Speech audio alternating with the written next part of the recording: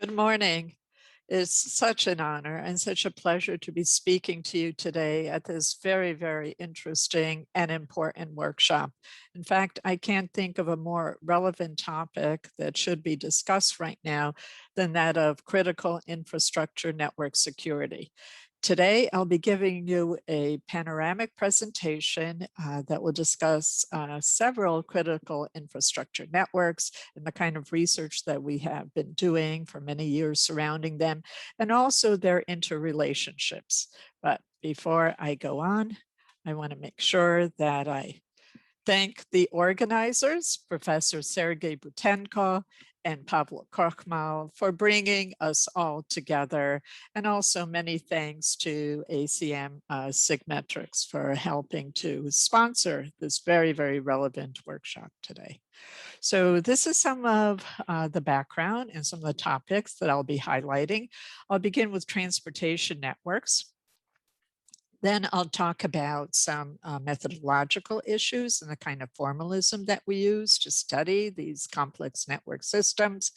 I'll also identify a variety of supply chain network applications that have been extremely relevant in the pandemic, including some recent game theory work that we've been doing to include labor within the modeling, analysis, and solution of supply chain networks.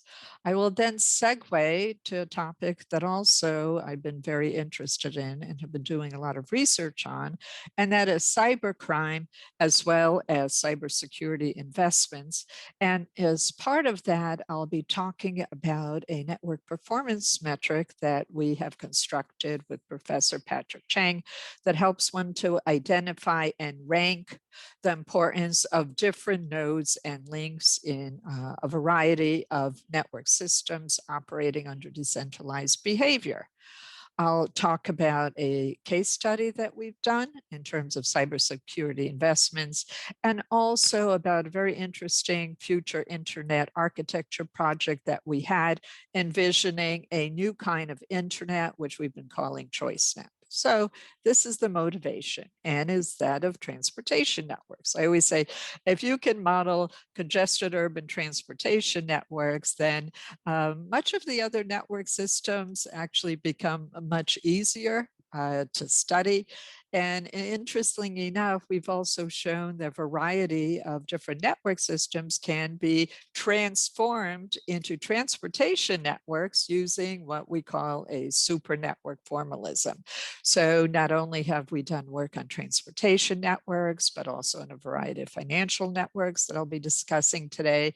Also the integration of social networks with supply chain networks, as well as financial networks, different kinds of energy systems, including electric power generation distribution networks, and as well as the internet. So, but much of my recent work has involved supply chains, and that has been driven by applications which have been also extremely important in the COVID pandemic, since many supply chains have been disrupted. And that has happened from all sorts of healthcare products, from PPEs, also to food supply chain networks. Now, most of my books have networks as a theme, but not all of them have networks in the title. So clearly, I'm very, very passionate about networks. And I think it's important to give credit where credit is due. I always say that I'm standing on the shoulders of giants. My PhD advisor at Johns Hopkins was Professor Stella DeFermos. She was one of the first female PhDs in operations research in the world. Her advisor was Tom Sparrow. And now, if you look at my background in terms of the academic genealogy, I have Maxwell, and then going back to Newton, all the way to Galileo. So clearly, no pressure, as I tell my students, but we are standing on the shoulders of giants. And it's really interesting to see the multidisciplinarity reflected here, especially the influence of physicists.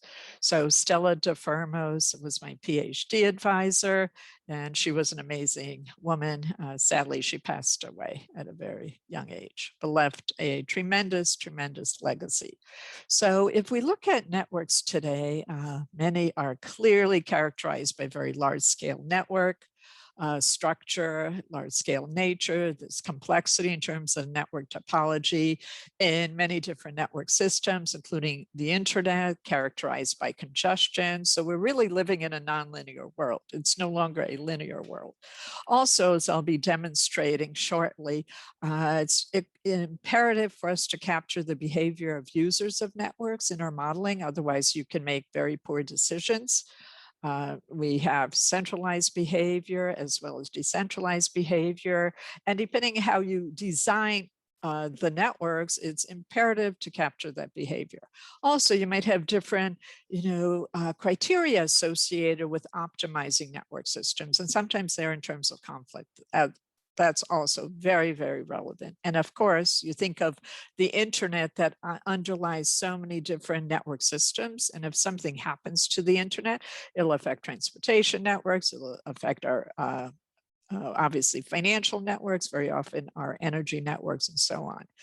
And also because we're suffering from crumbling infrastructure in the US, many of our network systems are now characterized, sadly, by fragility and increasing vulnerability. And it's very important when we make decisions surrounding networks to think about, the various ramifications, and of course the economic ones, but also the social, political, and even security issues. So the models that I'll be talking about today are all nonlinear network flow models. And I'll also be highlighting a lot of, equilibrium concepts. So our study of equilibria really dates to the study of congested transportation networks and also the management of congested transportation networks.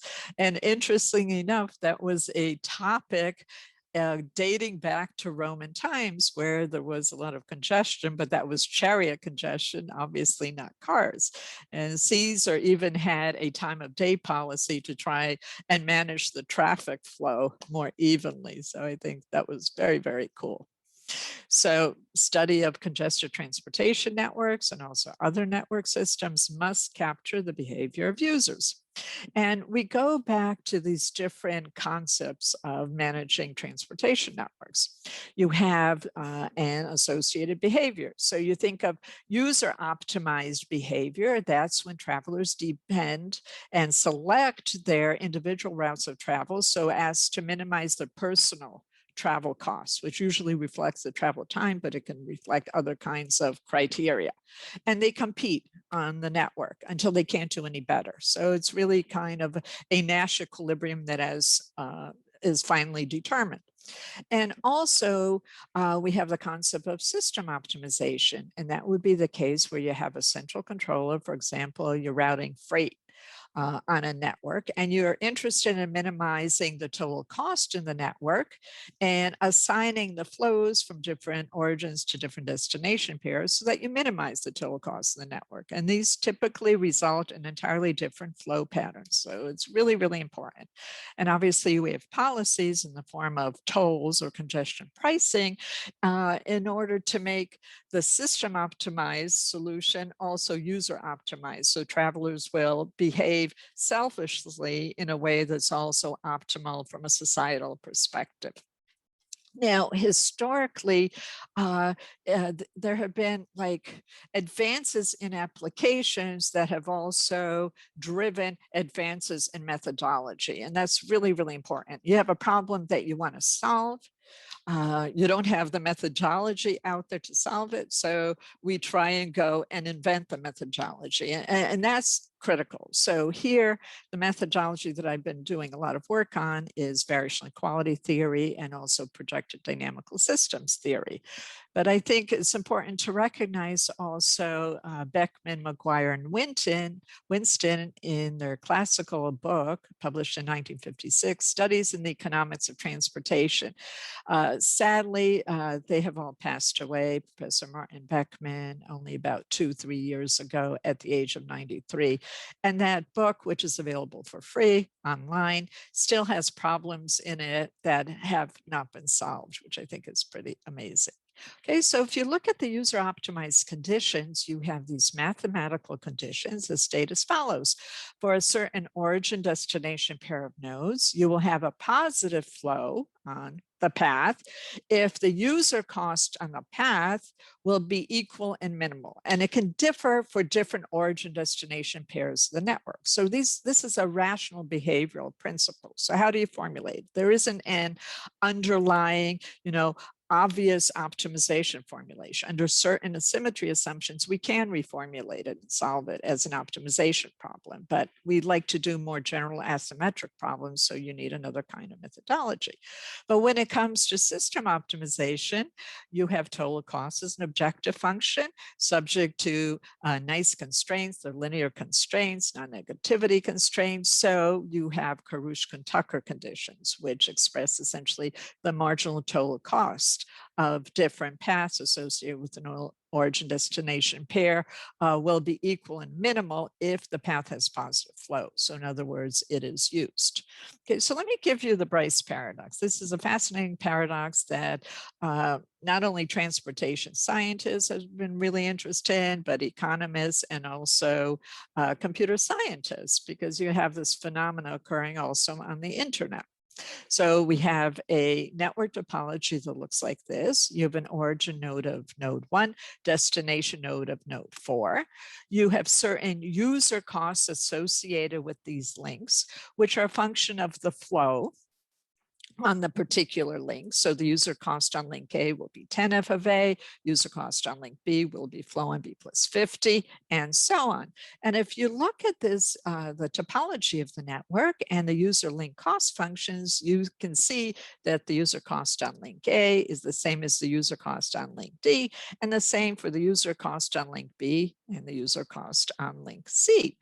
And suppose we have a travel demand of 6 travelers. Okay, so they're going between origin node 1 and destination node 4. And you can think of this like happening over time.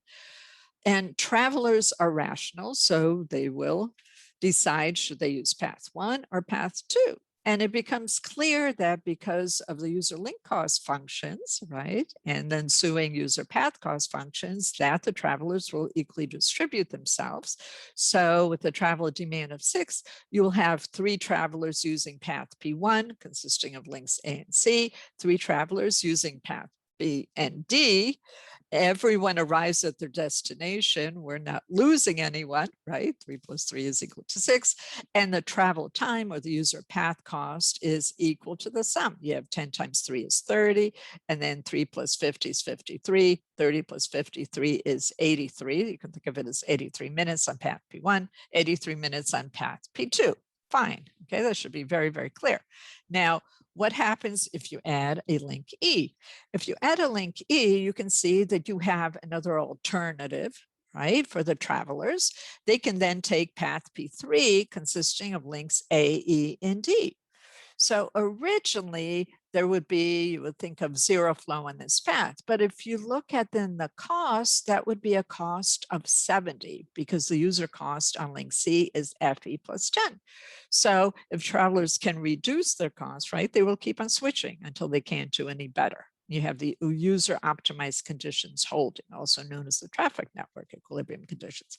So the travelers keep on switching, they learn over time, right? And then you have a new user optimized flow pattern consisting of flow of 2 and path P1, 2 and path P2, 2 and path P3. Everyone arrives at their destination, but look at what happens to user path costs. Previously, it took everyone 83 minutes to reach their destination. Now, everyone in the network is worse off, and it takes everyone in the network 92 minutes. And you can see anytime you switch, it's going to be higher. So this is the very, very famous Bryce paradox, which was published in German in 1968. Now, interestingly enough, Professor Dietrich Bryce wrote to me a few years ago and said, oh, so many people are researchers, scholars are fascinated by the Bryce paradox. We have to translate the article from German to English, which is something that we did along with a former PhD student of mine, now professor in Vienna, Tina Wackelbinger. And the article was published in the Informs Journal of Transportation Science, along with a preface of how Professor Dietrich Bryce came to this idea. He had been sitting actually in a seminar in Germany, and something was a little off for him, and he went home and in only a few days essentially reinvented user optimization and system optimization conditions, which were set forth rigorously by Beckman, McGuire, and Winston in their classical book. So he came to visit us in North America at the Eisenberg School of Management, and it was wonderful to host him. I have several web pages of his presentation, and his translation and the preface are available for free to everyone to view. And the problem still fascinates.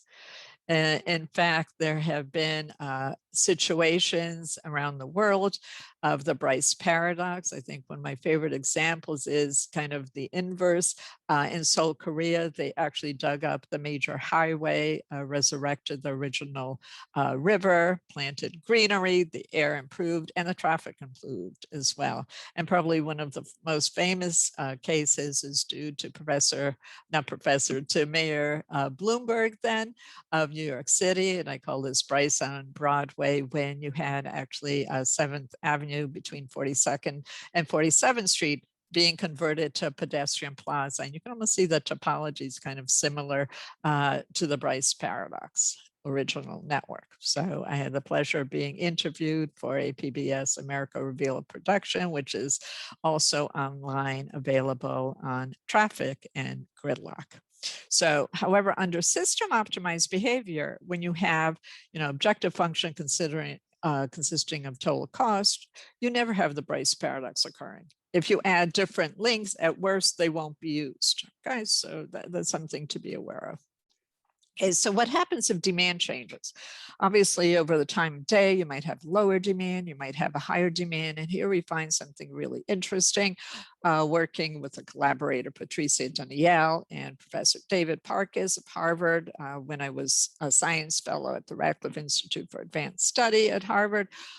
We constructed what is known as an evolutionary variational equality to address the time varying demand for the classical Bryce paradox, where we assume that the demand is just a linear function of time.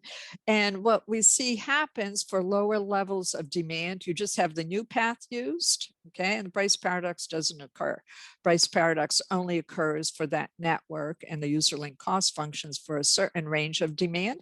And then when the demand gets higher, then only the two original paths are used, and it also never occurs. So Bryce was, very, very astute. He figured out that demand of 6, which was almost directly, within that range.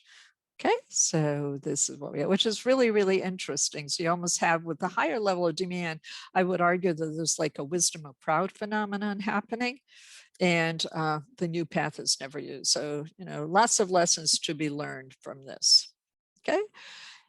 Moreover, we have shown that different network systems where you have many stakeholders, you might have many decision makers, many different competitors, and also different tiers of decision makers, such as the internet and also electric power generation and distribution networks, actually can be transformed into congested urban transportation networks. And that's something that's really important, because then we can use the various tools, models, and algorithms that we've developed for transportation networks, okay, which obviously have a much longer history than these kinds of network systems, and apply them to these other critical infrastructure networks, which I think is really cool. So let me talk a little bit about the variational equality problem, because that's the methodological tool that we've been using for many of our models that we've been developing.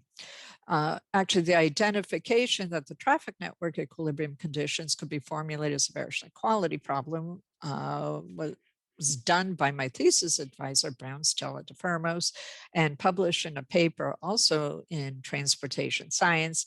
And it's been considered by the editors as one of the 12 most impactful papers in the 50-year history, which is really something. So to date, I love applications, and many of the applications are indeed critical infrastructure network applications. These are the kinds of applications that we've been studying using this methodology of variational equalities. So it's very powerful unifying methodology. We've had traffic network problems, a variety. It allows us to handle different modes of transportation, asymmetric interactions. That's something that's really important. So we don't have to use symmetry assumptions to convert the equilibrium conditions into an associated optimization problem. Also financial problems, and now migration is something, a big issue, even policy-wise around the world. Various knowledge network problems, and of course, supply chains and the internet. So this is a powerful unifying methodology, and it contains, as special cases, many of the mathematical programming problems which we're very interested in solving. And this is the formalism. Okay, so we have a single inequality. We're given a feasible set K, and the dimensions are of capital N. So X star, for example, could be the path flow vector in terms of traffic network equilibrium problems. And we can have, for example, in terms of supply chains, that would be, for example, product flows. We can also have prices, whatever you're interested in determining, in solving for. Okay, so we have our constraints. We have the function f that enters the variational equality that will capture the behavior, like the user path cost, for example, in traffic networks. And x star will be the solution. So this is a single inequality, okay, that has to hold for all feasible x's. Okay, so you think of this as kind of an equilibrium.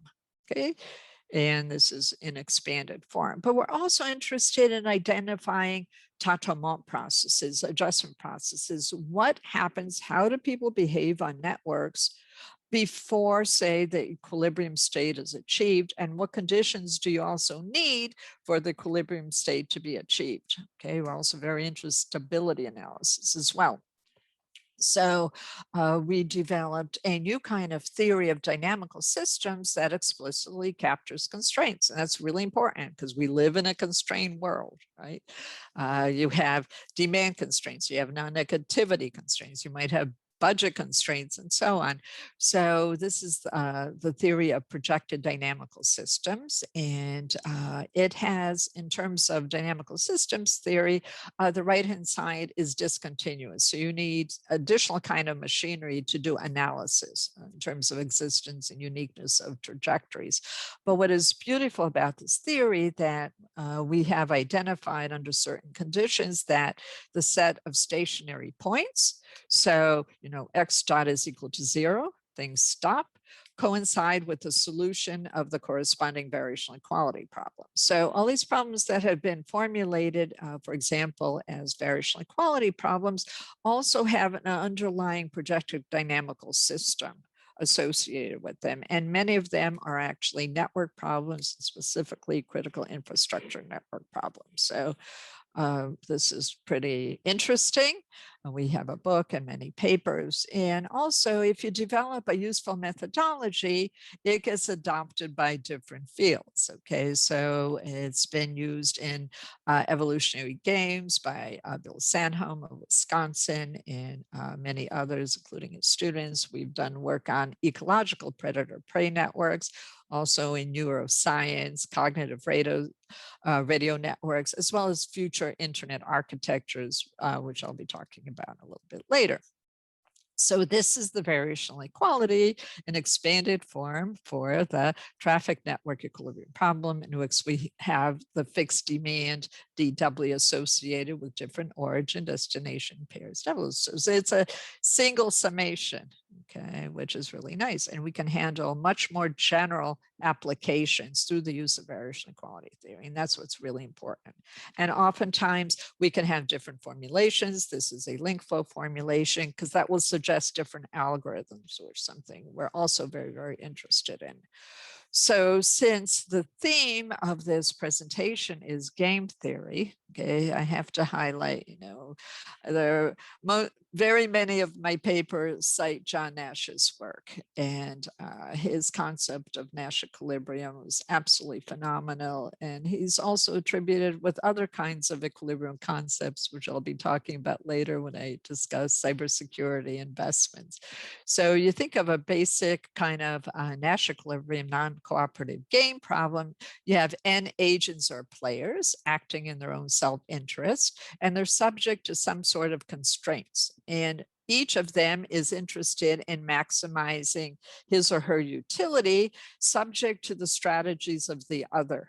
Okay, and typically their feasible sets are disjoint. Okay, they don't affect each other. If you're dealing with feasible sets that depend on one another, then you have something known as a generalized Nash equilibrium problem. And that's extremely relevant now in the pandemic, because, for example, we've had, region states, even countries, competing for PPEs, competing for ventilators, competing for vaccines. So there's a fixed amount. So how much they can get depends upon the feasible sets of the others, how much other countries get of these very needed supplies.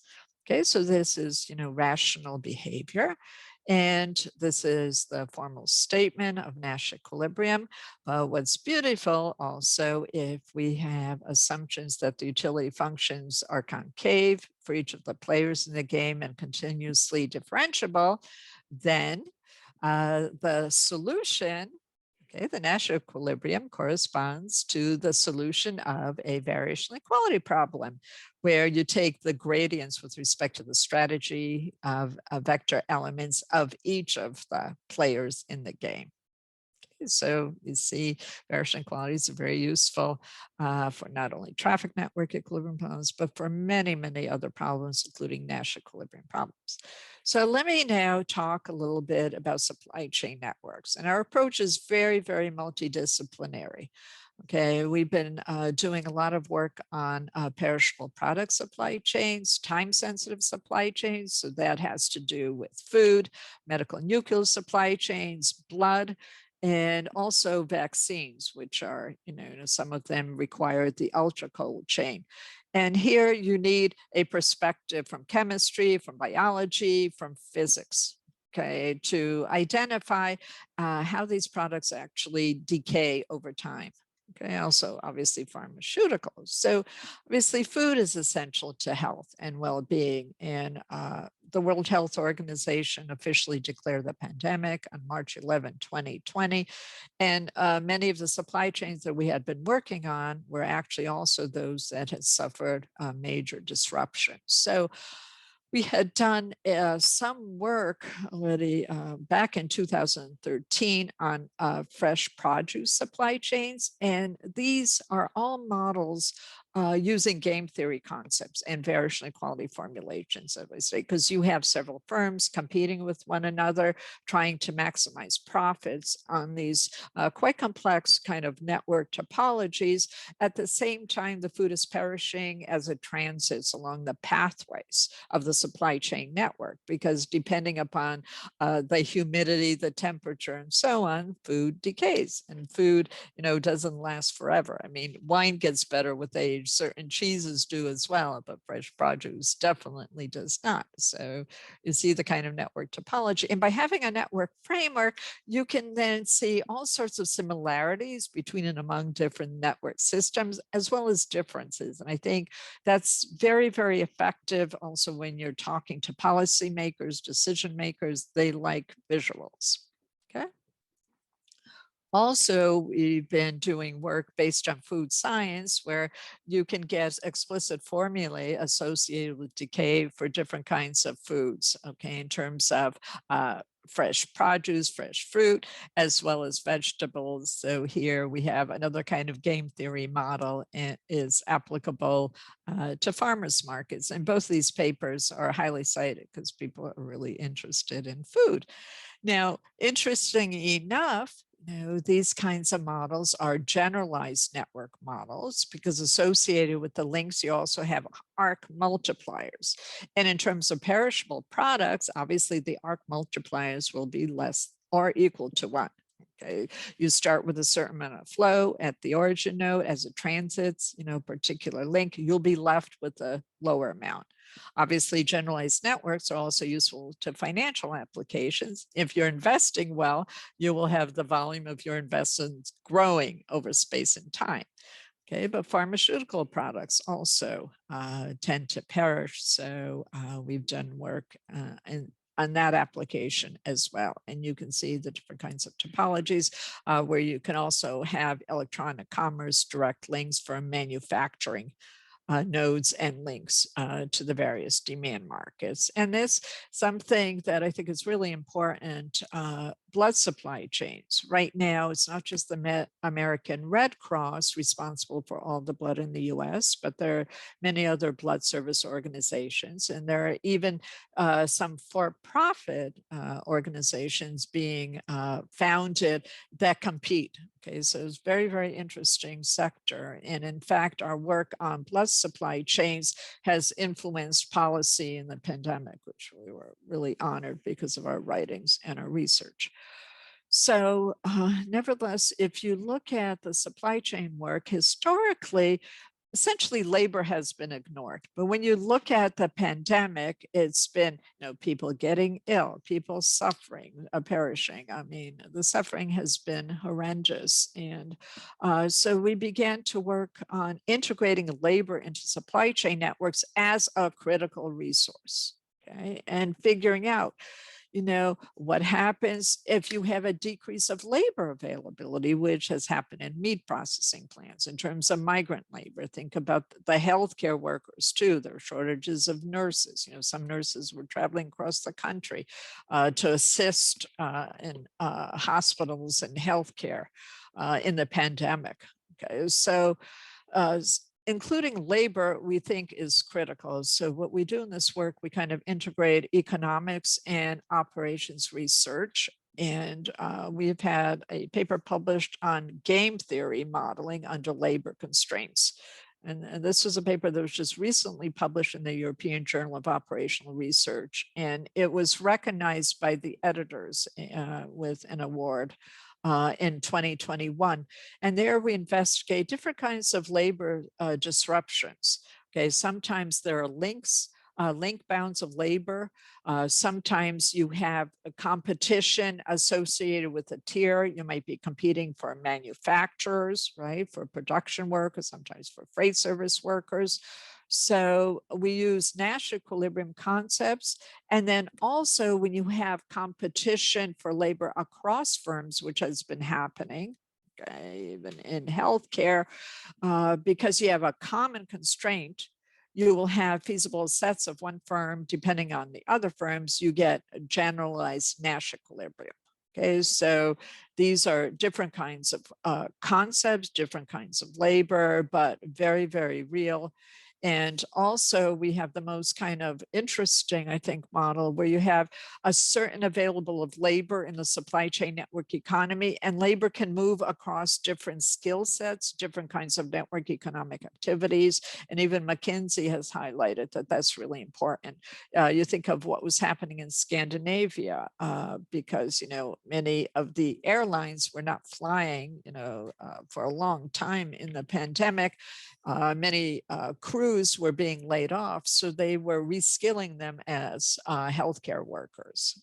Okay, so we have all sorts of numerical analyses in this paper, and as well as other papers on labor, which are focused more on optimization. What happens if you add a competitor? What happens if you're less labor in terms of manufacturing plants or freight service plants? What can firms do to kind of mitigate against these disruptions?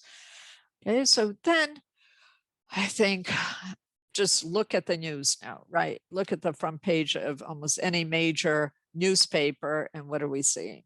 Okay, obviously in the pandemic, we've also had a surge in cybercrime. And I became interested in cybersecurity and cybercrime when I wrote the Fragile Networks book, which is ironic, right? Identifying vulnerabilities and synergies in an uncertain world. It was published by John Wiley and Sons, and almost instantaneously it got hacked. Okay, copies of the book with the cover and all were posted on multiple websites around the world, kind of dominating in certain parts. You can guess where. So to me, it kind of means, okay, the book clearly has value. That's kind of a compliment. But my co-author was pretty upset. That was his first book. And so, and anyway, this shouldn't be happening. So we contacted the publisher. They wrote letters, right, to anonymous kind of websites, cease and desist. So not much happened, to be perfectly honest. And also at the same time, there was more and more news about cyber attacks in the media. So we became very, very interested in working on cybersecurity. And also we were a part of the Advanced Cybersecurity Center and had gotten multiple grants. So it made sense. And we were focusing primarily on financial services industry, which I'll be sharing you, the kind of research that we were doing. And you think about the internet in the pandemic, where would we have been without the internet, with businesses and obviously relying so heavily on telecommunications and the internet, the same with education and meetings in this conference as well, this workshop, everything's on Zoom or different kinds of platform. So, the fact that usage of the internet has grown. In 2012, there were over 2.4 billion users. In 2020, there were 4.5 billion net users, over half of the world's population, with 3.8 billion on social media. So obviously, the more users you have, the more possible attack nodes you have as well. Okay, so that's the negative. And recently, there have been many major cyber attacks that have gotten attention in the US, and not just in the US, it's global. And many of these involve ransomware. Okay, in fact, the US Department of Justice declared 2020 as the worst year ever for extortion-related cyber attacks. You have cyber attacks on the Colonial Pipeline, right? Critical infrastructure that affected gas use, affected airlines, affected price of gas as well, and all sorts of shortages, especially in the Southeast and kind of even some of the Middle Atlantic states. That was major. And payments are usually in Bitcoin. 4.4 million ransom was paid, but just recently this week, I've heard that with the help of FBI, they've been able to recover some of the ransom that was paid. That was really, really interesting. Also, we know how meat processing plants were negatively affected because of labor illnesses during the pandemic, and we had all sorts of shortages associated with meat, and some of these even continue, as well as escalating prices.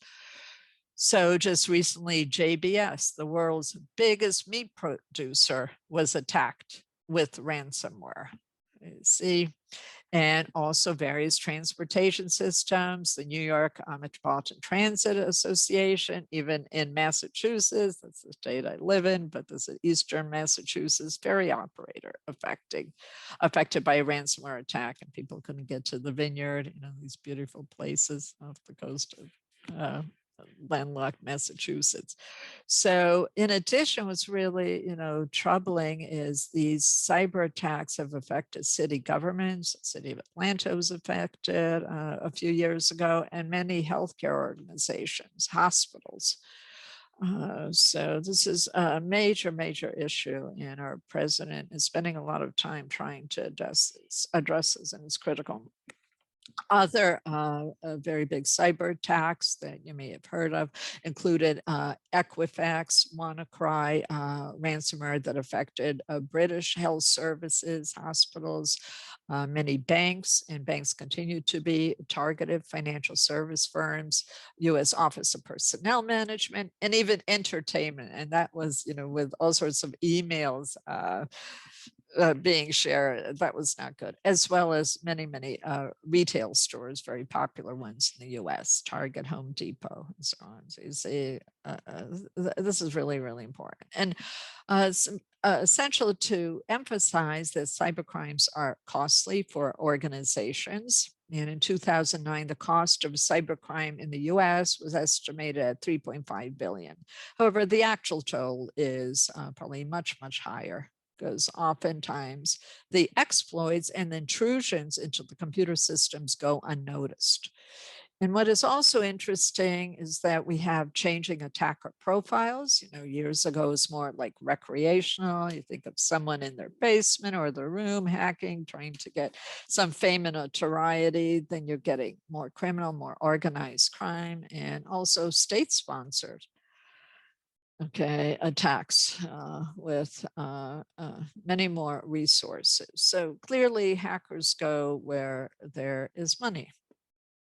So the most costly cybercrimes tend to be those caused by denial of service, malicious insider, and web-based attacks. And the number of ransomware claims and their average costs are also up substantially. So it's really important to do mitigation, to be training, your workers how to avoid, phishing attacks and so on, and do backups. And also when you look at the cost of cybercrime, it's now estimated to be, even higher than drug trafficking. So I think that really puts that into proper context, and estimated that now probably in terms of cost to the world, it's about 6 trillion annually, the cost of cybercrime, much more profitable than global illegal drug trade. But there are also similarities from the two. And when I present you with a model, I think you're going to see some similarities. Something that is positive. Years ago, for example, in 2013, it was estimated that it would be like 243 days would be the median number of days attackers are present on a victim network before detection. Think about that. That's like 6 months. You don't even realize, organizations, that their data is being taken, their emails are being taken, so forth. That's really terrifying. Then the median number of days before discovery has dropped. It dropped to, say, it was 205 days in 2014, 146 days. So some companies are clearly starting to realize that you must invest in cybersecurity. It's really important. And some of the regulations actually in Europe, the GDPR, are getting credit for helping with this, because you have to report certain crimes and so on. And I think that's really important. So even the latest data that I was checking, cybercrime is putting heavy strains on the global financial sector.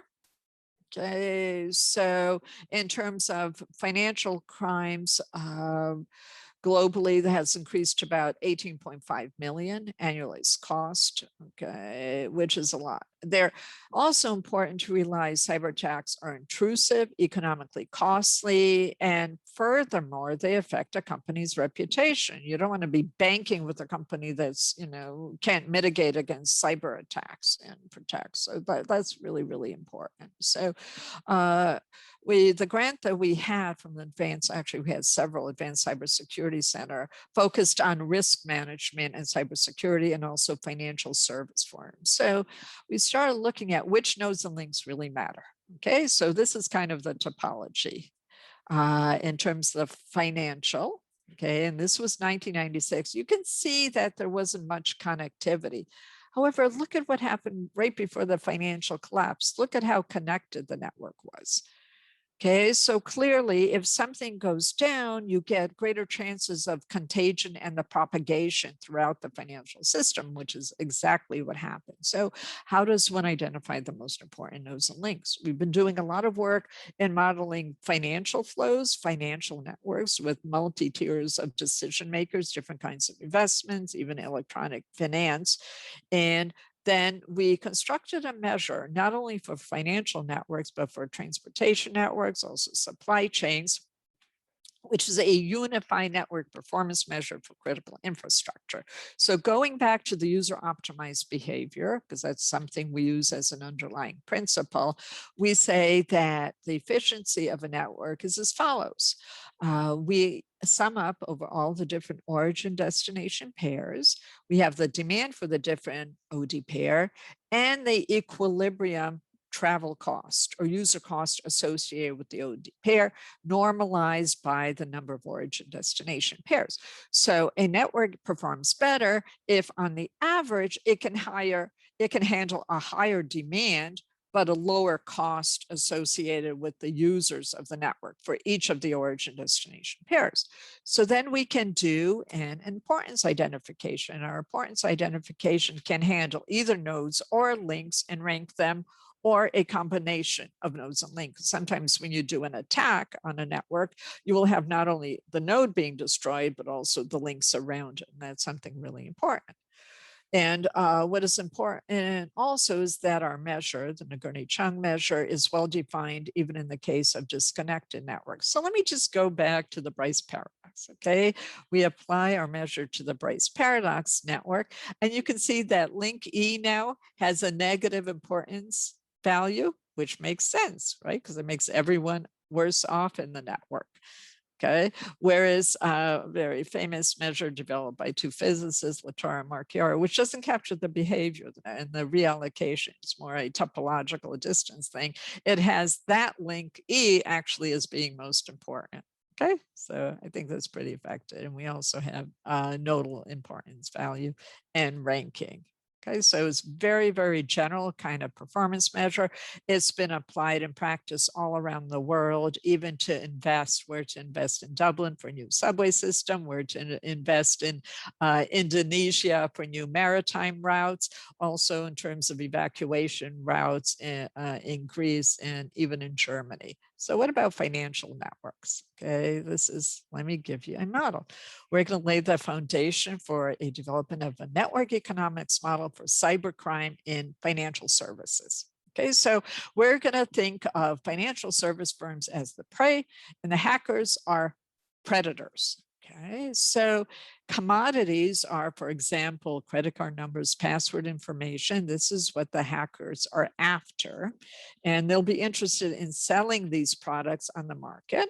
There's a price the hackers acquire the financial commodity from a financial institution at. Think of, paying, for ransomware product, right? And then they also have a transaction cost and a price at which they can sell. Okay, so the transaction cost is quite important. That could be a generalized cost that captures risk. Now, think about this. If the cyber criminals do not find demand markets for the acquired financial commodities, since there are no consumers willing to pay the price, right, there won't be any economic incentive for them to acquire the financial commodities. So you need the demand markets, and that's the same in the illegal drug trade. If you don't have the consumers for the goods, right, for the drugs, then you're out of business. So here we were interested in a target breach where credit cards obtained initially sold for $135 on the black market, but then as time went on, it's like a perishable product. The value went down, okay, and the price dropped to about $8. Okay, so interesting enough, also hack credit card numbers of European credit cards can command prices 5 times higher than US cards, which I thought was really interesting. So there's really a short time window for these. So it's like a perishable product. Okay, after a while, they're essentially useless. You can throw them out. So this was a paper that I wrote, a multi-product network economic model of cybercrime in financial services. So we think about different products, different supply locations, different demand markets, and we're interested in the flows. How much will they be stealing of a product K from, say, financial service firm I, and then fencing it at demand market J. Okay, but here we also have this very important time element. Okay, what will be the average time that it takes for them and what will be the associated price? And it's an elastic price. So we have conservation of flow equations. We have the time, okay, element as well. And the prices at a demand market for a certain financial product will depend not only on the demand, but also on the average time. Okay, and these are all vectors. And we also have supply price functions, and these are our transaction cost functions, the CIJKs, and these are like well-known kind of adaptive spatial price equilibrium conditions. You will have a positive flow from IJ of product K if the supply price plus the unit transaction cost is equal to the demand price, because you cover your costs. If, hacking in plus transacting costs you more than you can recover, then it doesn't make any sense. Okay, so we formulate this problem as a variational equality problem, put it into the standard form, and the algorithm that we use is actually based on our general iterative scheme for projected dynamical systems. It's an Euler method, which does a nice tracking. It's a discretization of the underlying continuous time adjustment processes. And what is really nice is that at each step, at each iteration, tau plus 1, we have closed form expressions for the financial product flows. Okay, so we study, different kinds of examples. We have nonlinear functions, they're asymmetric, and so on. And in the second example, we do a change. Well, what if they're willing to pay more? Okay, so the demand price has this term raised to 200. And then in the third example that I want to show you, we increase this fixed term associated with the transaction cost. So maybe, the FBI, the CIA, Interpol, UN, Office of Drug and Crime, make it harder to fence, harder for them to transact. Okay, and then you can see the various flows. What happens if, the price is higher, then it makes sense for them to increase. Okay, if the fixed terms, the transaction cost is higher, but you still have interactions for the most part, then you will have lower financial flows and so on. So that's something, that's really, really relevant. And you can see the prices, and these are prices that are very close to what was actually happening on the black market associated with these stolen credit cards. Okay, so managerial insights, okay, they're stylized, but they provide important insights the cybersecurity professionals may take advantage of. Okay, and it's very important to have these computable models. And you can see also how the prices increased in practice in our results, track that pretty well. And you see the perishability aspect too. Okay, so what about investments? So here, I'll talk a little bit about this. This is something we're really interested in doing.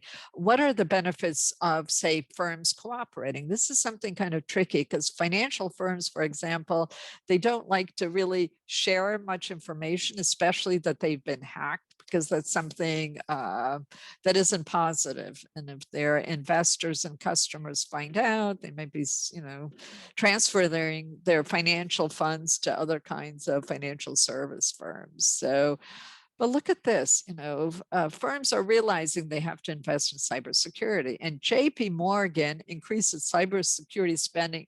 I mean, this is a phenomenal amount of money, $600 million in 2019. I mean, just for cybersecurity investments. I find that fascinating.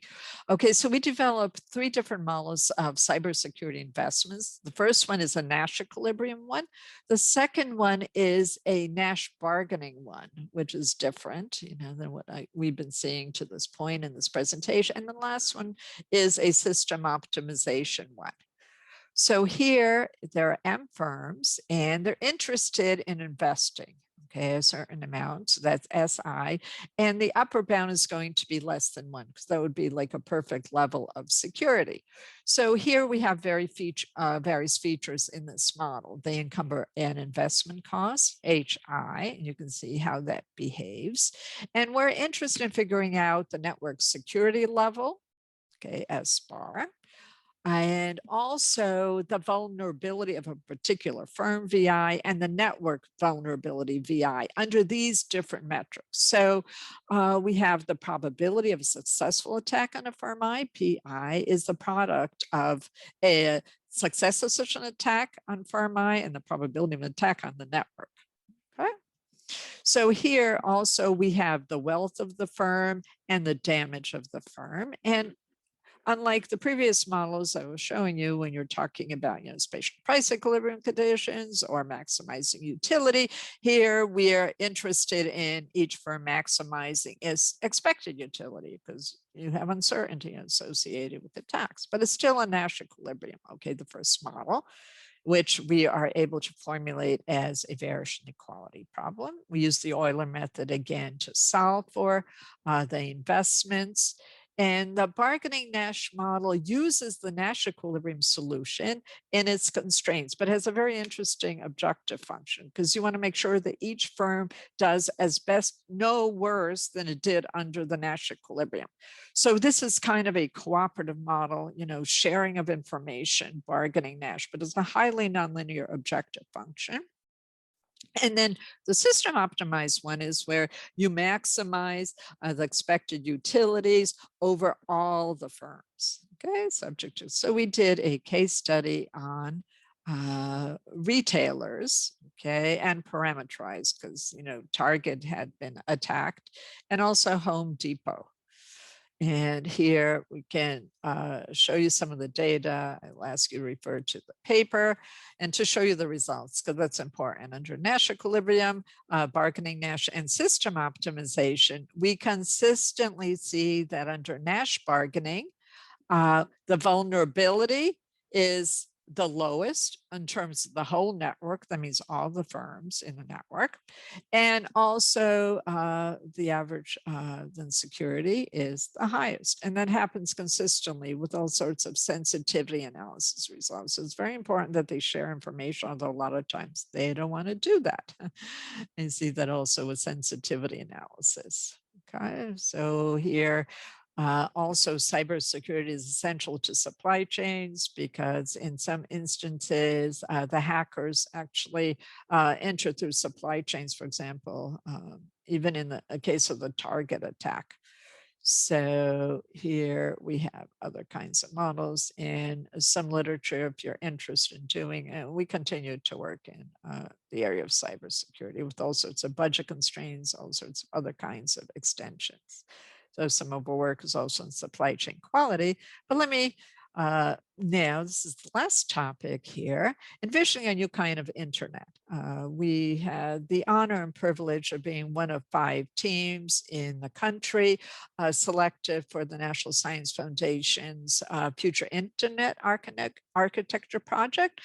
So I work with computer scientists and electrical engineers at multiple universities, but the University of Massachusetts Amherst was the main facility. We were the principal investigators and we were interested in envisioning a new kind of internet. Okay, because internet architecture really lacks mechanisms to introduce competition and market forces. Routing may be inefficient. You can even see that how messages are tracked. Sometimes from our area, they go to Chicago and then to the neighboring town. Capacity is not well utilized. It'd be nice to have, different kinds of criteria that you can select associated with the routing and so on. And that could include, privacy, minimization of risk, and even reducing environmental impact. So, and also even cybersecurity issues. So we were interested in encouraging alternatives, voting with your wallet, and knowing what happened, thinking of services as a benefit. Okay, you can sit in your coffee shop. And so you wouldn't be locked into these long-term contracts. Okay, you wanted something very dynamic, very, very relevant, and so on. And interesting enough, you might have heard, I hope you have, of David Clark. He's one of the developers of the internet. And he actually spoke at one of our workshops that we organized at MIT, sponsored by the Advanced Cybersecurity Center. His book on designing an internet, in which he talks about, cybersecurity definitely wasn't an issue, but we were really honored that he talked about our research on ChoiceNet. Okay, and actually some of our papers have even gotten ACM SIGCOM awards. And we think about, you can see the network structure, content providers, network providers, different kinds of competition that we use, also variational equality theory and projected dynamical systems theory to formulate, analyze, and solve. So summary.